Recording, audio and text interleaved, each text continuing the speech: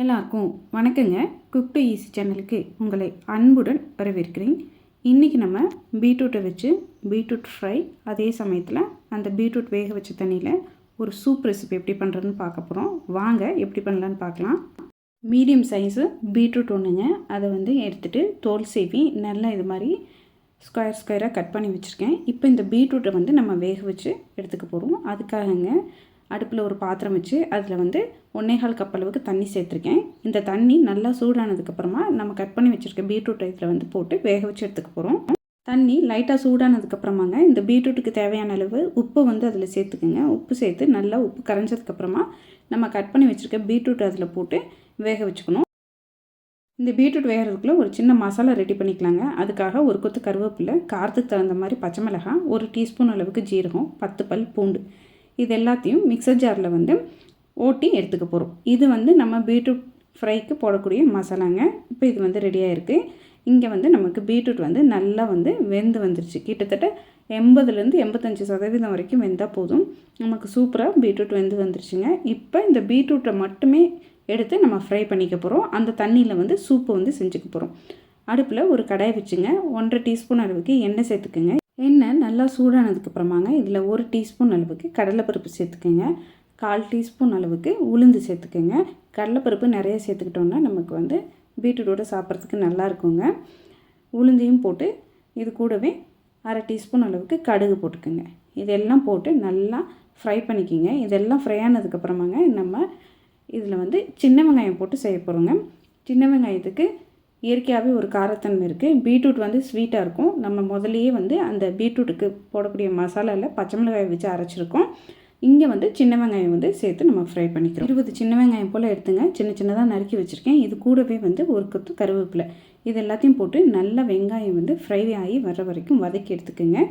இது மாதிரி வெங்காயம் வதக்கும் பொழுது வெங்காயத்துக்கு தேவையான அளவு உப்பு சேர்த்துக்குங்க. நம்ம பீட்ரூட் வேக வைக்கலையே பீட்ரூட்டுக்கு முதலையே நம்ம உப்பு சேர்த்தாச்சு. அதனால் நம்ம சேர்த்துருக்கக்கூடிய வெங்காயத்துக்கு அளவாக நீங்கள் உப்பு சேர்த்து நல்லா வதக்கி விட்டுக்குங்க.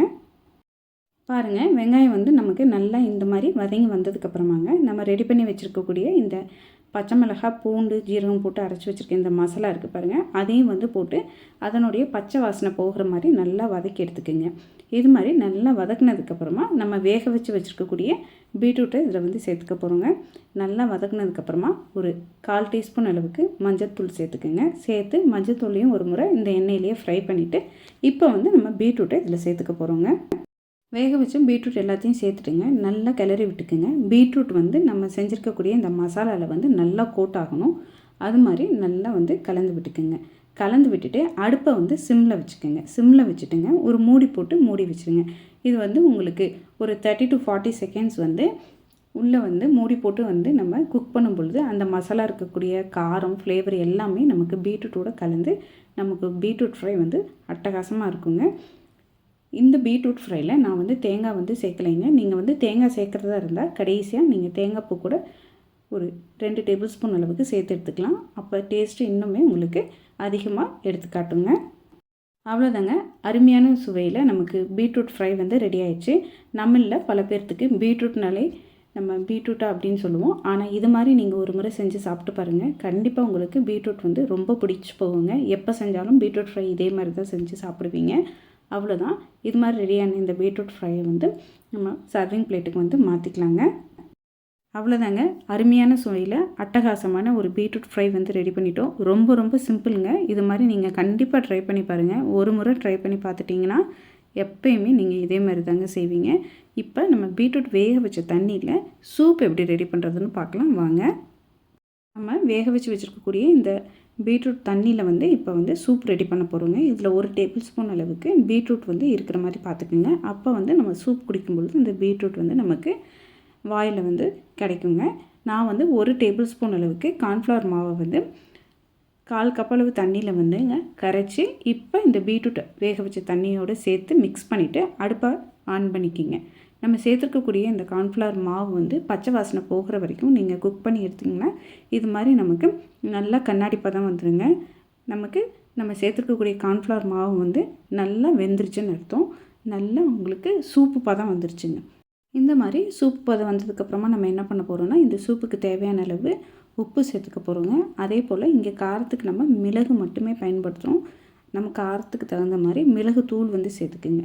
இது ரெண்டையும் சேர்த்து கலந்ததுக்கப்புறமாங்க ஒரு 10 செகண்ட்ஸ்க்கு இதை வந்து நல்லா கொதிக்க விடுங்க. கொதிக்க விட்டோம் அப்படின்னு சொன்னோம்னா நமக்கு இந்த மிளகுல இருக்கக்கூடிய காரம் எல்லாம் வந்து சூப்பில் இறங்கி நமக்கு சூப் வந்து குடிக்கிறதுக்கு அட்டகாசமாக இருக்குங்க. நல்லா இது மாதிரி கலந்து விட்டதுக்கப்புறமா இதில் வந்து கடைசியாக நான் வந்து முருங்கை இலையை வந்து நிழலில் காய வச்சு பொடிச்சு எடுத்து வச்சுருக்கேங்க. அந்த பொடி வந்து சேர்த்துக்க போகிறேன். இது ஆப்ஷனல் தான், உங்கள்கிட்ட இருந்தால் நீங்கள் சேர்த்துக்கலாம். அப்படி இல்லாட்டி இந்த ஒரு ஸ்டெப்பை வந்து நீங்கள் ஸ்கிப் பண்ணிக்கலாங்க. இது மாதிரி நம்ம வீட்டில் சூப் செய்யும் பொழுது முருங்கை இலை, கருவேப்பிலை இலை, முடக்கத்தான் கீரை இருந்துச்சுன்னா அதை கூட நம்ம ட்ரை பண்ணி பொடி பண்ணி வச்சுக்கலாங்க. நமக்கு எப்போல்லாம் அவைலபிளில் கிடைக்குதோ இது மாதிரியான அரிய வகை மூலிகை செடிகள் வந்து நமக்கு கிடைக்கும் பொழுது அதை ட்ரை பண்ணி பொடி பண்ணி வச்சுக்கிட்டோம்னா நம்ம வருஷமெல்லாம் வந்து இது மாதிரி சூப் செய்யும் பொழுது அதை வந்து மிக்ஸ் பண்ணி நம்ம குடிச்சிக்கலாங்க. அதனுடைய பலன் வந்து நமக்கு கண்டிப்பாக கிடைக்கும். இப்போ வந்து முருங்கை இலை பொடியை வந்து சேர்த்து நல்லா மிக்ஸ் பண்ணிவிட்டுங்க அடுப்பை வந்து ஆஃப் பண்ணிடுறோம். இப்போ வந்து இதை ஆறுனதுக்கப்புறமா இதில் தேங்காய் பால் கொஞ்சம் சேர்த்து நம்ம குடிக்கிறதுனாலும் குடிக்கலாம். அப்படி இல்லாட்டி சூடாக வெதுன்னு இப்படியும் நம்ம இந்த சூப்பை வந்து எடுத்துக்கலாங்க. நம்ம குழந்தைங்களுக்கு கொடுக்குறோம் அப்படின்னு சொன்னோம்னா இதில் வந்து ஒரு அரை கப் அளவுக்கு தேங்காய் பால் சேர்த்து மிக்ஸ் பண்ணி கொடுத்தோம்னா அவங்களுக்கு வந்து இன்னுமே தேங்காய் பால் ஸ்வீட்னஸோடு குடிக்கிறதுக்கு அட்டகாசமாக இருக்குங்க. கண்டிப்பாக நம்ம இது மாதிரி செஞ்சு கொடுக்கும்பொழுது மிச்சம் வைக்காமல் குடிச்சிருவாங்கங்க. அவ்வளோதான், சூப்பராக நம்ம பீட்ரூட் வேக வச்ச தண்ணியில் ஒரு சூப் ரெசிபி வந்து ரெடி பண்ணிட்டோங்க. இங்கே ஆப்ஷனல் தாங்க, நம்ம இதில் வந்து கார்ன்ஃப்ளவர் போடுறதுனாலும் போட்டுக்கலாம். அப்படி இல்லை அப்படின்னு சொன்னிங்கன்னா நீங்கள் டைரெக்டாக இதை வந்து உப்பு மிளகுத்தூள் போட்டு கொதிக்க வச்சுட்டு தேங்காய் பால் சேர்த்து வந்து நம்ம குழந்தைங்களுக்கு கொடுக்குறனாலும் குடிக்கலாம். கண்டிப்பாக நம்மளுடைய குழந்தைங்களோட மீலில் வந்து வாரத்தில் ஒரு நாளாவது பீட்ரூட் இருக்க மாதிரி பார்த்துக்குங்க. அது ஹெச்பி லெவல் வந்து இன்க்ரீஸ் பண்ணுறதுக்கு ரொம்ப உதவியாக இருக்குதுங்க. இது மாதிரி நம்ம சூப்ஸ் வந்து பண்ணும் பொழுது இதில் நம்ம வீட்டிலே ரெடி பண்ணக்கூடிய இந்த மூலிகை இலை பொடிகளை வந்து சேர்த்து செய்யும் பொழுது இதனுடைய ஹெல்த் பெனிஃபிட்ஸ் வந்து அதிகங்க. நீங்களும் வீட்டில் ஒரு முறை இதே அளவுகளோட இந்த பீட்ரூட் ஃப்ரை அதே மாதிரி பீட்ரூட் சூப் இந்த 2 ரெசிபியும் செஞ்சு பாருங்கள், சுவைத்து பாருங்கள். நிச்சயமாக உங்களுக்கு சுவை பிடிக்குங்க. உங்களுக்கு இந்த beetroot fry beetroot soup recipe பிடித்திருந்தால் குக் டு ஈஸி சேனலை லைக் பண்ணுங்கள், ஷேர் பண்ணுங்கள், கமெண்ட் பண்ணுங்கள். மறக்காமல் நம்ம குக் டு ஈஸி சேனலை சப்ஸ்கிரைப் பண்ணிக்கோங்க. எல்லாருக்கும் வணக்கங்க.